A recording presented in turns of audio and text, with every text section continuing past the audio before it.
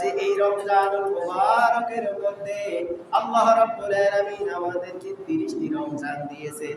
এই 30টি রমজানের পরে একটি রমজান যখন রাখি তখন শরীরটা কায়েম হয়ে যায়, দুর্বল হয়ে যায়। এরপরে রাত্রি ভরে দাঁড়িয়ে দাঁড়িয়ে কোরআন কারীম তেলাওয়াত শুনতে হয়, তারাবিহ নামাজ পড়তে হয়। বলে হুজুর কেন আমাদেরকে সারা দিন উপবাস থাকার পরে রোজা থাকার পরে আবার কেন আল্লাহ আমাদেরকে 30টি দিনে তারাবিহ নামাজ 20 রাকাত করে কেন দিয়েছে? আল্লাহ কি বুঝে না আমরা যে দুর্বল হয়ে যাব? হ্যাঁ, আল্লাহ বুঝে শুনে আপনাকে আমাকে দিয়েছে। তাহলে বাস্তব একটা কথা বলি, এখন তো সনের ঘর নাই, একটা সময় সনের ঘর ছিল।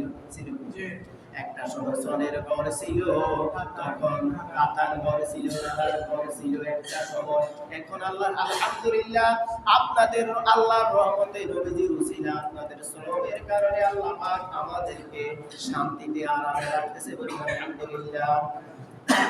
তো তখন সোয়ালে আনার পরে তো দেখেন একটা বাঁশ কাটছে, বাঁশ কাটার পরে দেখে বাঁশটা বাঁকা, বাঁশটা কি বাঁকা।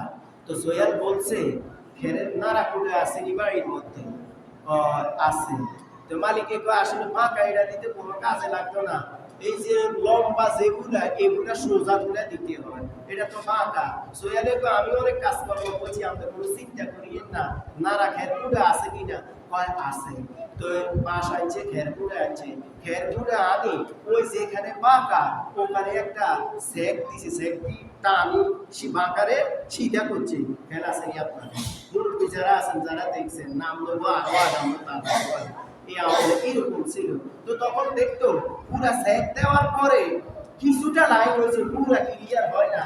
এবার ওই সোয়েল কি বলে, বড় পাথর আছে, 20 মিনিটা পাথর আছে, আছে ওই ইয়া করেন যেখানে পাকা আছে এখানে 20 মিনিট একটা পাথর দিয়ে রাখেন। এ রাখলে পরে পরের দিন আপনি যখন দিবেন দেখবেন একবার সিধা হয়ে যাবে। আমরা যখন রোজা রাখি, রোজা রাখার পরেও ভুলও যদি আমাদের মধ্যে যদি 11 মাসের গুলো যদি থাকে, আগে তো পাকা ছিলাম, আল্লাহ পাক আমাদেরকে রোজার মাধ্যমে সিধা করছে, তারপরে কিছু আঁকা বাঁকা আছে। এই আঁকা বাঁকারে ঠিক করার জন্য 20 মনের পাথর 20 রাকাত তারাবি নামাজ দিয়েছেন, 20 মুন্না ওজনের একটা তারাবি নামাজ দিয়েছেন। এই 20 রাকাত তারাবি নামাজ পড়লে আঁকা বাঁকা ঠিক হয়ে ফাদখুলি ফি ইবাদি ওয়াদখুলি জান্নাতুল। এবার আমরা বুঝতে পেরেছি কেন আমাদের উম্মতে মুহাম্মাদীকে তারাবি নামাজ দেওয়া হয়েছে, বুঝতে পেরেছি। আল্লাহ পাক আমাদের প্রতি দয়া করেছেন, কথা বলুন ঠিক কিনা? এবার আসুন আমরা যারা তারাবি নামাজ, যারা ইমাম সাহেবগণ আমরা যারা পড়ান, আমরা আসলে বিভিন্ন মানুষের মুসল্লি সব এক হবে না, কথা বলুন ঠিক কিনা? আরে ভাই, রাসূল আকরাম সাল্লাল্লাহু আলাইহি ইসলামের যখন আমল ছিল, যখন রাসূল আকরাম সাল্লাল্লাহু আলাইহি ইসলাম প্রেসিডেন্ট ছিলেন, তখন কি সবাই কি এক করতে পারছে? পারছেন? আবু জাহেলকে এক করতে পারছেন? আবুল আহমদ বা সাইবা মক্কার নগরে আপন আপন যারা ছিল তাদেরকে এক করতে পারে না, কথা বলুন ঠিক কিনা? এই জন্যে অনেকে অনেক কথা কমিটিদেরকে বলবে, অনেকে অনেক কথা বলবে ইমাম সাহেবকে, হুজুর আপনি নামাজ এমতে করিয়েন, অন্তে করিয়েন, মানে বিভিন্ন কানের মধ্যে ধুল পড়া দিয়ে থাকে। আর হুজুরের কি করবো, চাকরি তো রাখতে হবে, কথা বলে কি জানো? আর আমরা অনেকে মনে করি, যেমন আমরা মনে করি এই চাকরিটা মানুষের উপরে। চাকরিটা কার উপরে? মানুষের। আসলে কি চাকরি কি মানুষের উপরে? কার উপরে? রিজিক কার উপরে? সকল কিছুর মালিক কে? কেউ যেটা দিতে পারে না সেটা দেয় কে? এটাই হলো ঈমান। এটাই হলো কি ঈমান, এটাই হলো তাকওয়াল্লাহ, এটাই হলো আল্লাহর মহব্বত, আল্লাহর ভয়। বলুন সুবহানাল্লাহ। দেখেন তো ইমাম সাহেব কি করবে? ইমাম সাহেব 2 দিন নামাজ পড়াইছেন। নামাজ পড়ায় কিভাবে জানেন? আহারে কে জানি এরকম কিয়ামতের আলামত দেখছেন কিনা জানি না। এই যে শুরু করে যখন ইমাম সাহেব নিয়ত বাঁধে, নিয়ত বাঁধার পরে সালাম পড়া সুন্নাত, তাসমিয়া পড়া সুন্নাত, তাওয়াজ পড়া সুন্নাত। সালা সুবহানাকাল্লাহুম্মা ওয়া বিহামদিকা ওয়া তাবারাকা ইসমুকা ওয়া তাআলা জাদ্দুকা ওয়া লা ইলাহা গায়রুক আউযু বিল্লাহি মিনাশ শাইতানির রাজীম বিসমিল্লাহির রহমানির রহিম। আপনি দেখবেন ইমাম সাহেব নিয়ত বাঁধলে চুপ করে থাকে, দেখবেন খেয়াল করে থাকবেন। এই ইমাম সাহেব চুপ করিয়ে সালা পড়ে, আউযুবিল্লাহ বিসমিল্লাহ পড়ে সূরা ফাতিহা শুরু করে। কথা বলেন ঠিক কিনা? এর সাথে সাথে আমরা মুসল্লি যারা আছি আমরাও করে থাকি। কথা বলেন ঠিক কিনা? এটা করা রাসূলের সুন্নাত। এটা কি রাসূলের সুন্নতের তরিকা মতো আমরা করি। এই যে কিছু ইমাম সাহেব ভাইরা আমরা যে সবাই কথা বলি না, এই যে উঠি নিয়ত বাঁধি আল্লাহু আকবার আলহামদুলিল্লাহ, কালাম তো হয় কিভাবে জানেন? আলহামদুলিল্লাহ রাব্বিল আলামিন আররহমানির রহিম মালিকিদ দিন ওয়ালাদ-দাল্লিন আমিন। এই মুসল্লিরা খুশি কি এই যে কেরাত পড়ে মুসল্লিরা খুশি। একটা ইমামে পাইছি ভাই চা খায় একটা বাতে ওই ডাইনাতে ওইটা সিগারেট কি বলবো বেয়াদবি মাফ করুন সুয়ারের গোড়া হিমন নিচে দিল কি নিচে কতুয়া দিতে একটা ইমামে পাইছি রে ভাই। আগে হুজুরের নামাজ হয়তো কেরাত হট্টে হট্টে মশা কামড়াইতো ঘুম হয়তো কাটতি সিদ্ধি হতাম, একটা ইমামে পাইছি 20 মিনিটে পুরা তারাবি নামাজ শেষ দিয়ে লাইতে পারে। যদি বলি 10 মিনিটে তাও পাইব। আমার হুজুর খুব তেজ আছে, খুব চেতা, খুব ভালো, খুব রানিং বেলা জিবি 5 যদি 437 বলি তাও পাইব। নামাজ অথচ এই মুসল্লি কি করে জানেন? আজকে দক্ষিণ পাড়া নামাজ পড়ে জিজ্ঞাসা করে স্যার তোমার বিভিন্ন জায়গার মধ্যে অফিস আদালত কোর্ট কাছারি বিভিন্ন জায়গায় তো কথাবার্তা হয়, তো জিজ্ঞা অমুক জায়গার সময় কতক্ষণ লাগে? ওই 1.5 ঘন্টা লাগে, ওই 20 মিনিট লাগে, ওই 25 মিনিট লাগে। এই দেখবেন এখান থেকে আস্তের করে ওখানে আসে, ওখান থেকে এখানে আসে, এখান থেকে সেখানে যায়, যাই অদলে বদলে যেখানে আপনার সময় কম লাগে সেখানে যাই আমরা সময় দিই। তারাবি শব্দের অর্থ কি জানেন? ইমাম সাহেবেরা সবাই আমরা বুঝি জানেন তারাবি শব্দের অর্থ হলো ধীরে ধীরে পড়া। কি পড়া? অথচ আমরা ওই 5 ওয়াক্ত নামাজ যে এইভাবে পড়ি তার চাইতে বেশি 5G আমরা চালাই। ওই কথা বলি বাংলাদেশের মধ্যে আপনি বাইরের কথা বলিয়েন না, ভারত পাকিস্তান বাংলাদেশ আমরা তো ছোট মানুষ, বাইরের কথা বেশি বলে অন্তত বাংলাদেশের কথা বলি। ভাই চালাইতেছে চালাইছে সূরা ফাতিহা কি পড়ছে শুধু দাল্লিন আমিন শেষ। এরপরে কি শুরু করে?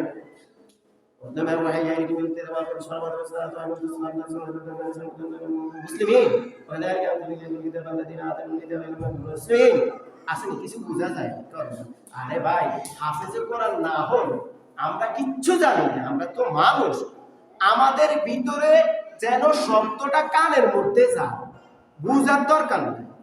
আপনি কোরআনুল কারীম তেলাওয়াত করবেন, মুসল্লিদের কানে যেন শব্দটা যায়।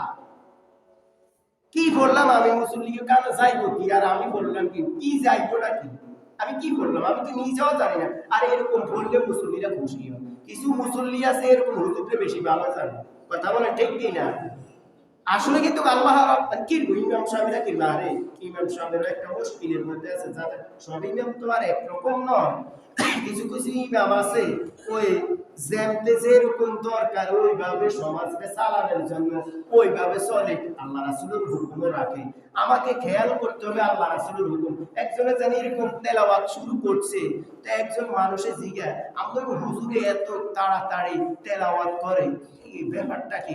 সালাম ফিরা সালাম আলাইকুম রাহমাতুল্লাহ, সালাম আলাইকুম রাহমাতুল্লাহ লাগছেন ঘেড়ির রবগুলা ঠাস ঠাস করে ভাঙছে। এই যে কি আছে এত তাড়াতাড়ি করি যে পড়ার সালাম যে এত তাড়াতাড়ি করি দেয়, তিনি নামাজ তো আল্লাহ কইছে ওরাতিল কোরআনা তারতিলা, কোরআনকে ধীরে ধীরে পড়ে তারতিব সহকারে পড়তে হবে।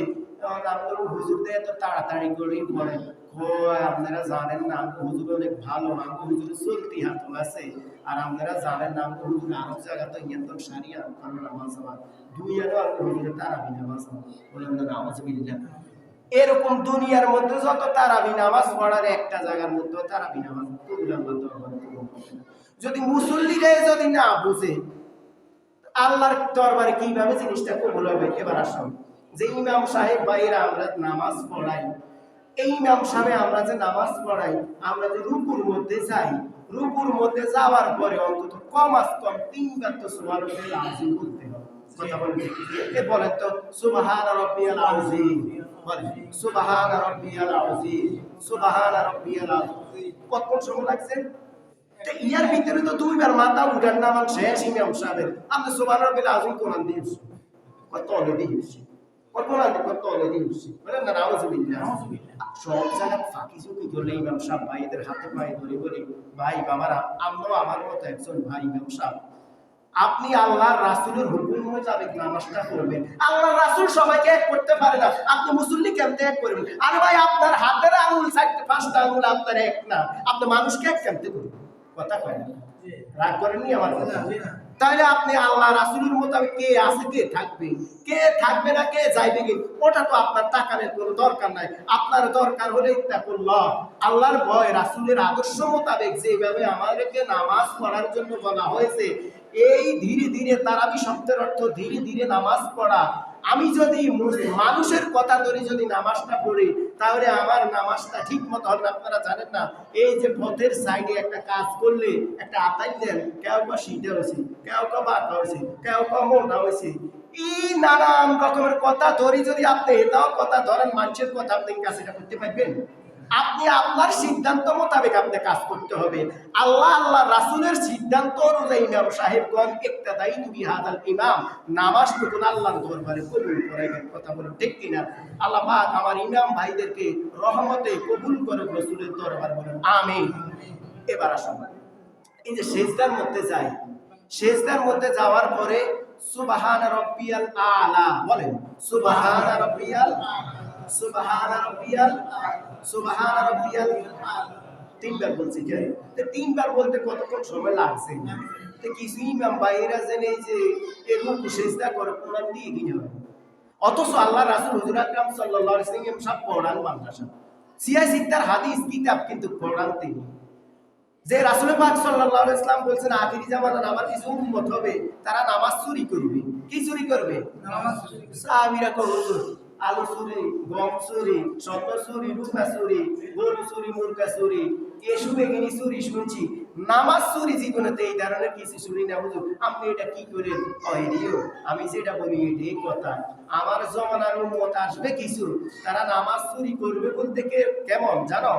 তারা ঠিক মতো রুকুতে যাইবে, কথা ঠিক, ওই রুকুতে ঠিক মতো তসবিহ পড়বে না, এই যাইবে আবার উঠবে, উঠবে আবার যাইবে, সেজদা যাইবে আবার উঠবে, সেজদার হক রুকুর হক গুলো ঠিক মতো আদায় করবে না, এটাই হলো নামাজ চুরি। বলো না নাউযুবিল্লাহ। নামাজের ভিতরে যদি আহকাম আর আরকান, খুশু এবং খুশু যদি আপনার আমার যদি না থাকে, তাহলে তো যারা নামাজ পড়ে না তারা তো আমাদের থেকে ভালো আছে। কথা বলুন। এই জন্য আমার ইমাম ভাই যারা আছেন, হাজার মানুষ হাজার কথা বলবে, লক্ষ মানুষ লক্ষ কথা বলবে। কেউ বলবে হুজুর এই যে যেমন এই যে আমরা বৈঠকে বসি, আতাহিয়াত পড়ি, এরপরে দুরূদ ইব্রাহিম পড়ি, দোয়ায়ে মাসুরা পড়ি, সময় লাগে কি করতে? লাগে। আমি যে এই কতক্ষণ একটু সান্ত্বনা ও এরপরে সালাম ফের আসসালামু আলাইকুম আসসালামু আলাইকুম রাহমাতুল্লাহ তোমার দিয়ে কোনো সেই ব্যবসা নেই। রাগ করেননি আপনারা? ইমাম সাহেব যারা আছেন হাতে পায়ে ধরে বলে, ভাইয়েরা আপনারাও আমার ভাই, রাগ করিয়েন না, এগুলা আমাদের সচেতনের জন্য আমি বলি। আপনারা বুখারী মুসলিম আবু দাউদ তিরমিজি নাসাই ইবনে মাজাহ এগুলা মাদ্রাসা পড়া, এটা আমি জানি বুঝি, তারপরও মুসল্লিদের কথা ধরতে হবে। এমন না যে আপনি আল্লাহ রাসূলের বাইরে গিয়ে আমলগুলা বরবাদ হয়ে যাবে, এমনটা আপনি করবেন। যে মুসল্লি আপনার কথা মোতাবেক থাকবে তার নামাজ আল্লাহর দরবারে কবুল হবে, যে মুসল্লি আপনার কথা মোতাবেক থাকবে না তার আমলগুলো আল্লাহর দরবারে কবুল হবে না। কথা বলেন ঠিক কিনা? এই জন্য প্রিয় আমার ইমাম সাহেবগণ, খতিবগণ, যারা ইমাম আছেন, তাদেরকে আমি উদ্দেশ্য করে বলি, আপনারা আমরা যখন নামাজ পড়াইব তখন আল্লাহর হুকুম মোতাবেক আল্লাহকে ভয় করে, কোনো কমিটিকে ভয় করব না, কোনো মুসল্লিকে ভয় করব না, কারণ তারা অবুঝ মানুষ। আপনি ইমাম, আপনার হিসাবে, আপনি আল্লাহ রাসূলের হিসাবে যখন আপনি চালাইবেন, তখন আপনার আমলে, আপনার নামাজে কোনো রকম যদি বেশকম যদি কোনো মুসল্লি থাকে, আপনার নামাজে, আপনার আমলে হেদায়েত আল্লাহ নিজে দিবেন। আপনি নিজে কিছু বলা লাগবে না, আপনি নিজেই কিছু করা লাগবে না।